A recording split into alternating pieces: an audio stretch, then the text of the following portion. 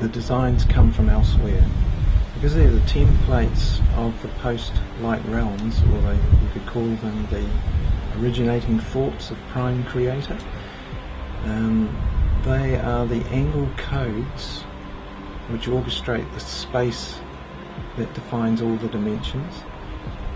And once you've organised the space or the network throughout the realms or throughout the dimensions, then the Phi Spiral has a waveguide, as it were, to travel through the dimensions. So I build them because I realise that it won't be that long in the future when the first groups on the planet will start to dematerialise and go exploring as groups. So the geometries I'm building are specifically related to the Lightbody in a more evolved sense than just playing around with the Merkabahs. It's about the construction mentally of the atomic array in the etheric dimension, and not only a personal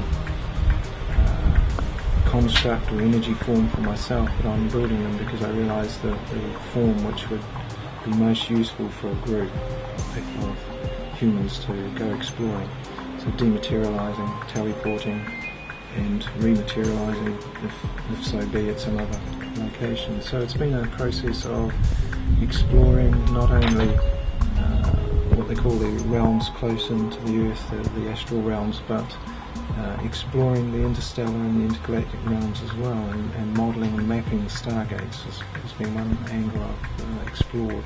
In the recent past, we've got a couple of famous people who've explored the geometries, but Minister Fuller has explored and modelled the lower than light speed realms with the icosahedron, the tetrahedron, the octahedron, and has written a number of books, a thesis on it, and from there sprung the geodesic domes.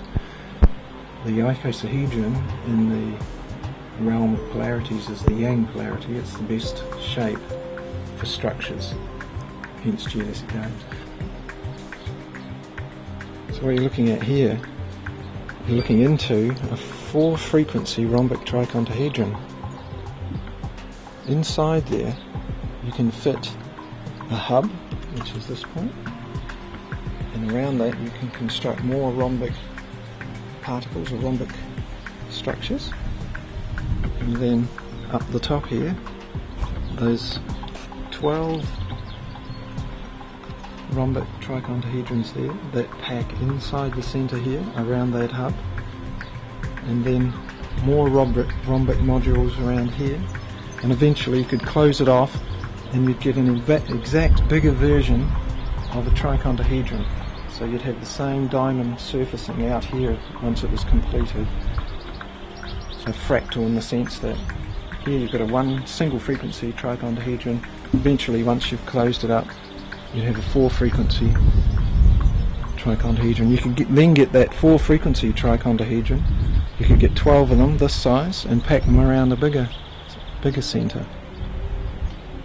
So this is the in the realm of space stations. This is fast becoming the preferred modelling how you'd most economically design a space station. So that works in 3D, but because it's fractal, you can also use the same modelling. This is what the higher dimensional collectors, when they're hanging together as a group, as it were, then this is the structure that they're using in the post-light realms. As well as that, because it's the optimum shape for cohering as a group, this is what the higher self with its extensions, its soul group as it were, or light body extensions, this is the form of the higher self and its light body extensions. So in the prime realms of the abstract, where the Prime Creator first thought up how it would best organise a collective and the collectives on the different realms, this is the template. More recently, Dan Winter has almost exclusively modelled the implosion realm of the 0-point energy and physics relating to the dynamics of implosion, recursion, and how the interface with the multidimensional realms, how that occurs. And they are like the yin and the yang. The icosahedron is the structural, and the dodecahedron is the feminine, the implosion, connectedness to the rest of the universe. When those two shapes, I'll show you, when you interface those two shapes, the yin and the yang, then you can map out the third shape, which is the central, the nuclear of, and the combination of the yin and the yang, and that is half structural, and the other part of it is that it has the ability to implode or to morph through light speed and become a structure that moves through into the other dimension. So this shape is called the tricontahedron, Rhombic tricontahedron. Can I interrupt you for a minute? Yeah. In your flow, when you said that, I immediately had to think of man, woman creating child. Exactly. You know, when they go into this morphing together on a sexual front, and this child is created, who comes through light to us, right? And materializes. It's same principle. Principle. Sorry to interrupt, but I just thought. Yeah, no, it's exactly what happens. Is the new child that is birthing, and both the new shape that's manifesting on the globe as the new grid work is called the 120 polygon, which is a stellation of the rhombic tricontahedron. So that's the new grid work that's manifesting on the planet, and from there, that's when the interface and the abilities will happen to take the next step, which is the dematerialization of groups of people, and they'll be able to track out through the fractal grid works and go exploring and do other useful things in the other realms, in the other dimensions, and if they want to, in the interstellar realms, and they will become, in the near future, become the ETs that go and do other things and help out in other places, and they will be seen as the ETs that have come to do this and that. Amazing. So now, like someone like me, I'm not very good at meditating or yoga or something like that, but I'd love the idea of going on such an exploration. Do you have to be somebody who's very used to going into that sort of meditative mindset in order to be able to do that? Yes, but what's becoming obvious in that front is that instead of using the word meditative, because meditative has this connotation of sitting somewhere still and silent, not doing anything. Yeah. What's a better way to look at that, in my opinion, is that the Earth's basic frequency, or the keynote of the Earth, is 7.8 Hz, which is the Schumann resonance. Above there are other frequencies up at 12 point something Hertz, 20 point something Hertz, until you get to 33 point something Hertz. These are phi ratio extensions of the base 7.8 Hertz. So what happens is that individuals like us, our brain can morph into that 7.8 Hertz. It's called alpha brainwave state, and that can be done in so many different ways. So one way of doing that is listening to nature, just simply by listening to nature. Or it could be surfing and being totally in the present while you're surfing, gardening, designing arts, crafts, music, playing music. So there's so many different ways that a person can enter what's called the meditative state. And in the past it was locked into the age of Pisces, which was sort of sitting and being a religious person doing a religious something. But nowadays there's so many different ways to get into that state. So people will be able to take their own avenue and become familiar with that state simply by following their passion, their creative passion, and that will give them the skills, the required skills to enter that state in an easier fashion. So out of the mind, basically, as much as possible, or not? Not out of the mind in the Eastern sense, where trying to eliminate everything, but out of the mind in the sense that instead of the rambling lower mind thinking random thoughts, the mind is absolutely applied, focused on something, a creative something. So as everybody more or less experiences, when they're absolutely doing what they're most passionate about, as long as it's, you know, constructive and compassion and invention or something, as long as they're absolutely focused on doing that, that is an out-of-mind state in the sense of the rambling mind. So that is the brain wave state there is called alpha brainwave state. The important part in this is that 7.8 Hertz is the Schumann resonance. Every frequency, like 7.8, every frequency has a certain wavelength, meaning it travels for a certain distance before it starts again, or it will oscillate. If it's in a circle, it'll go out, come back, and then it'll get to the beginning, and that'll be a wavelength, circular wavelength. So 7.8 Hertz has a wavelength which is the same as the length as the circumference around the Earth. This is an important point because it's a spherical wave, so the spherical membrane wave distance around the Earth, that is 7.8 Hertz. So that means that when people are in the alpha brainwave state, energetically their auric field has expanded to encompass the size of the Earth. This is how you can heal your friend or influence some event on the other side of the planet, by visualizing an event or a place on the other side of the planet. That's by being in 8 Hertz. That means that you're extending your auric field and you're actually touching, influencing something, you know, at that distance. And this is how in the past all the shaman and the esoteric groups and so forth who would be affecting things at a distance, they could do that because they understood that when their brain is in a certain brainwave state, their auric field has expanded to reach a certain distance. When you go into the theta brainwave state, which is down 3, 4, 5 Hertz, which is close on just before you go to sleep and when you wake up, and your kind of visioning headspace, that has a longer wavelength. So that means that when you're astral travelling or when you're in your out-of-body dream state, that is a wavelength which is larger than the circumference of the Earth, which means your aura has expanded to include outwards to the Van Allen belts, for example. Once you get into or quieten down or still down into the theta brainwave states, then your auric field has expanded and become larger than the Earth's circumference. And as it's doing that, the esoteric people would say, now you're entering the astral realms. Now you're entering the realms where the astral travellers are.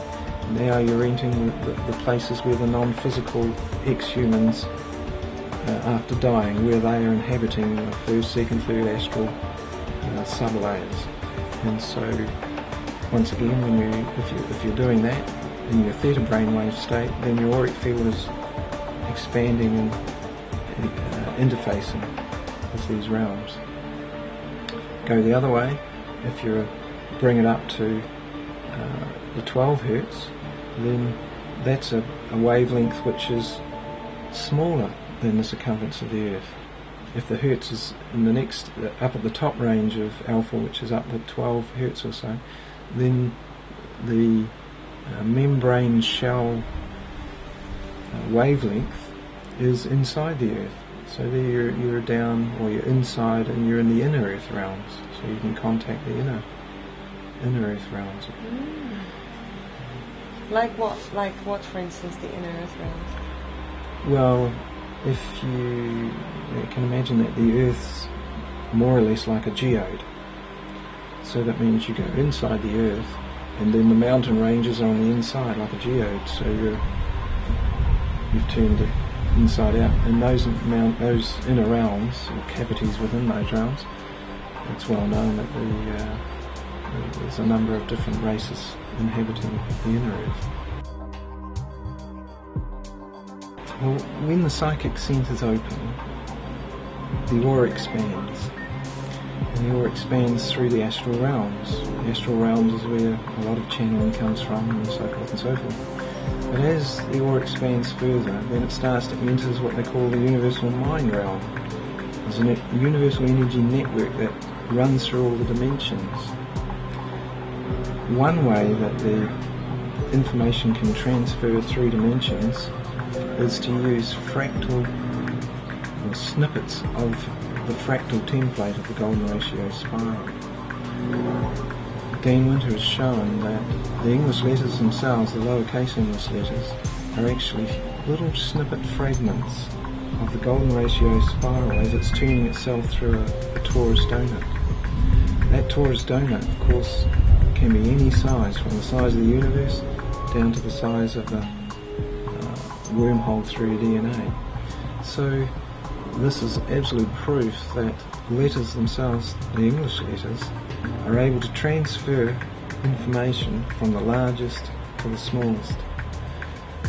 So what's happened recently is that a few of us around the planet have decided to explore this realm of being able to use the letters of the English alphabet, words and sentences, to download from the multi-dimensional realms.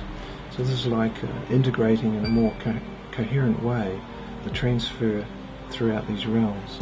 Once the connectedness to the multi-realms unfolds or opens, then the way that the information comes is in coded sequences or patterns. They can be angle codes, they can be geometric ratio codes, and they can be numeric codes. So good channeled or good interface with the multi-realms manifested on the planet in those ways. So they can be redistributed in design, in energy devices, things like city planning, town planning, art forms, so forth and so forth. So the numeric example of this is that you can take any phrase or any word and work out its numeric total, and then lodge it on a certain number, and then as you go on and experience this over time, you can have other examples of words and letters, words and sentences that also add up to and lodge on a certain number. A simple example of this is that we're using the English alphabet where A is 1, B is 2, C is 3, X is 24, Y 25, Z 26. If you're using that, then these 4, 5, 6 words equal the same number, the same total. So loving, affection, mother, earth, subtle, life force, silent, listen, gardening, flower, they all equal the same number. They all equal 79 if you were to add them up, A1, Z26. Another simple example, ambidextrous equals the same as left and right hand, God and goddess, positive and negative. So you add those up and they all equal 151. For another example is the jewel in the lotus, which is comes from the east. You've got the 12-petaled lotus and the jewel in the lotus. That equals 198, which also equals the same as the trichontahedron, which is the shape I was saying, which is the fusion of polarities of the structural polarity of the icosahedron and the implosive connectedness polarity of the dodecahedron. You end up with the trichontahedron. 198, the jewel in the lotus, but also full empowerment equals 198, and I've got about another 30-40 different phrases that equal 198, and I've been collecting this for like 25 years or so now, and I've got phrases which go out to 600 and something, long phrases, long phrases, which some have just popped into my mind, and other ones I've just explored. Different researchers who have different keys of this ongoing puzzle we're trying to decipher. I've taken phrases from different sources and popped them in, not knowing what the whole total of that would be, but just working out and then lodging it in on that number and seeing how it creates a really coherent picture, just like the one I gave you with nature, loving, affection, all equals 79. So on page number 407, I've got superconductive lightbody sciences equals exploring the rhombic trichontahedron, 144 light bodies, so forth, all equal 407. So it's been a great tool to be able to bring together the different researchers around the planet who are slightly on slight different tangents and using different phraseologies. And when you're able to see how those different phraseologies interface and become and say the same thing from different points of view. So are there any languages who have the opposite effect? Well, this is something that Dan Winter got into a lot of trouble for, and he was able to show that the Hebrew language and the alphabet is phase locked and inside a tetrahedron, meaning the letter forms spring into life. When you spin a tetrahedron on its different axes, you'll see the same 5 spiral, but it'll be inside the tetrahedron. So a long story, but far better to go and read Dan Winter's versions of this, but this ties in with the shutting down of the ability of the different sub-races or different races on the planet to be able to interface with the other realms, become multi-dimensional, because the language systems of the past were, when the words were spoken, sure, they had a lot of power and so forth, they could do magical things in this realm, but they weren't interfacing with the multi-dimensional realms. So this is one reason why a new language or a new system of coding within the language is appropriate for this time.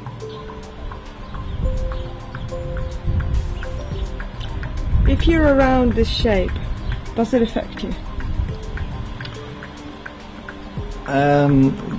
Part of the reason I built this was so I could visualize it coherently. So for me, I'm in the center there, and I construct a trichontahedron above my head, another one below my feet, and then one in front, one behind, and in those positions. So I've used it as a tool to interface with the higher self. And bit by bit over the years, I've been able to construct a whole 144 of them in my auric field, and I spin them and do different things with them, and sometimes I've seen them off on missions. You multi-locate fragments of your consciousness and program it to get it to do things in different places. So to me it's a tool that, as time goes on, I get better at doing it and other people get more involved in it, then it'll be a great tool to use as a habitation within the next phase of our existence, where we become the creators and have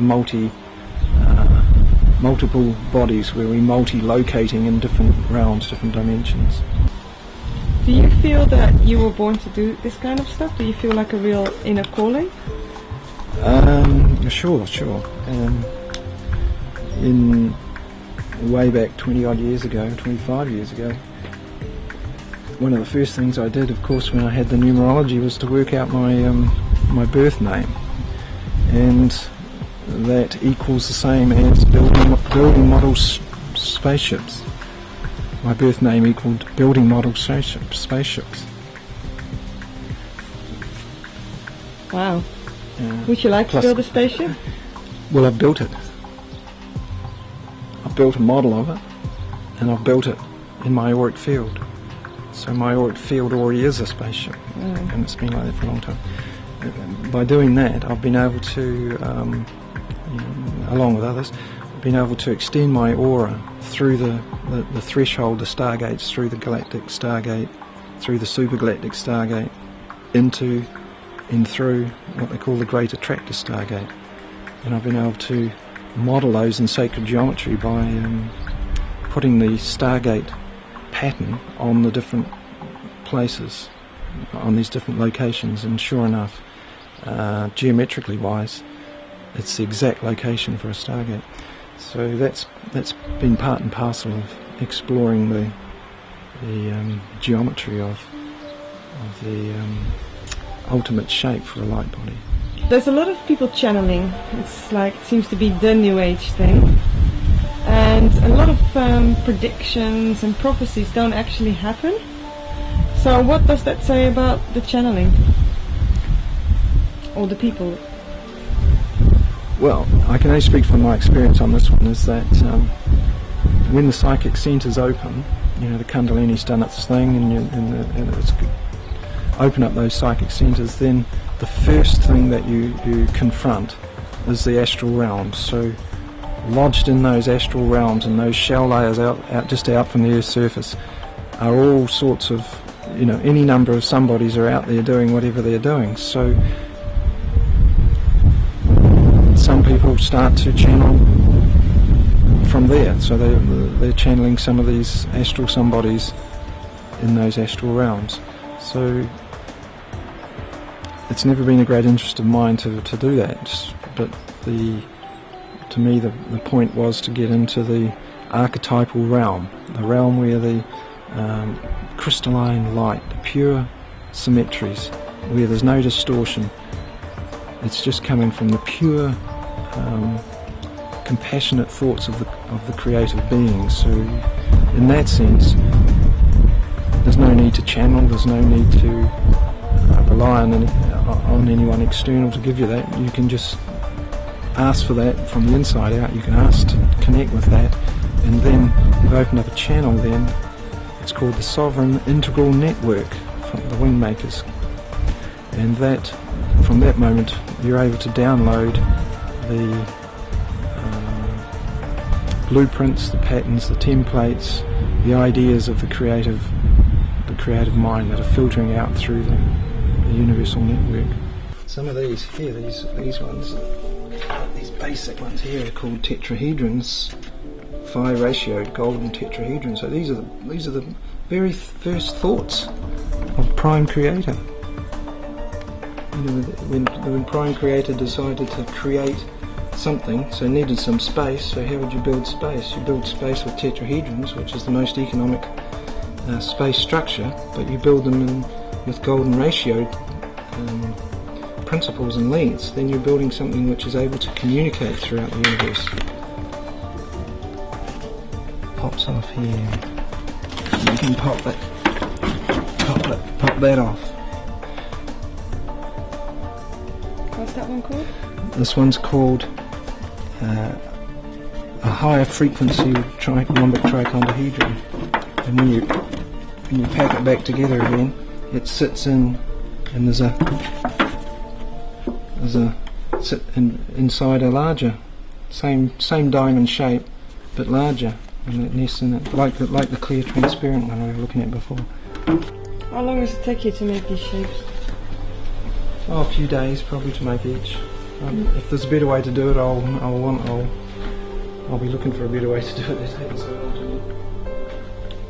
This one's interesting. You've got the hub there,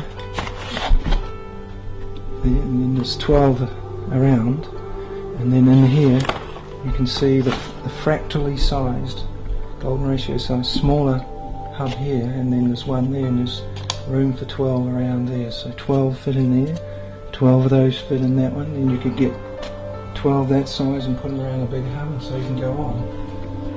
And thanks, Christine, it's been amazing to be able to share. In summing up, to me the most important contribution so far on the planet has come from Dan Winter. He was able to show clearly, and anyone can do this and repeat the experiment, is that compassion itself, the waveform of compassion, creates a phi spiral. You can get software, you can buy software, you can interface it with your computer, and you can get into that 8 Hz state where you're feeling in love and compassion or resonance with the earth, and you can watch the graph in real time, the amplitude graph, and over time when you're in that phase of compassion and empathy, the bits on the amplitude graph, if you pull them off and use those links, then you could construct the dodecahedron, the icosahedron, the dodecahedron, the icosahedron in a fractal series that can go forever larger and forever smaller. So with that little bit of insight, he was able to show the old phrase is true, that love is the cohering creative force of the universe and has constructed what we see around us. Nature itself almost totally exclusively designed on the golden ratio template. Such an amazing gift to the planet.